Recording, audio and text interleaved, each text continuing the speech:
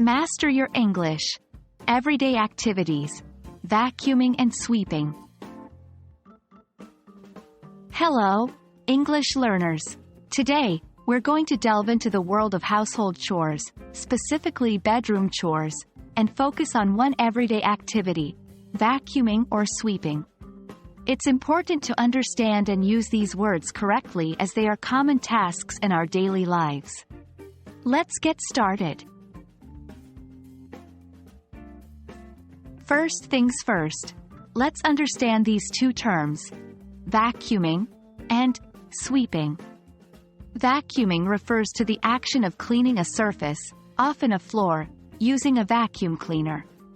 It's a device that sucks up dust and dirt from carpets and other surfaces.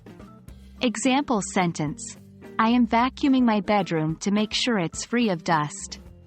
Sweeping, on the other hand, refers to the action of cleaning a surface, usually a floor, with a broom.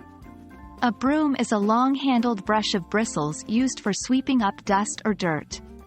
Example sentence: Every morning, I start my day by sweeping the floor of my bedroom. Now that we know what vacuuming and sweeping mean, let's practice using them in sentences. Remember, practice is key to learning a new language. I usually vacuum my bedroom once a week. Can you help me with sweeping the floor? He's busy vacuuming his room. After sweeping, she mopped the floor. Next, we'll learn some common phrases associated with vacuuming and sweeping. Knowing these will help you speak more naturally and fluently. Sweep under the rug.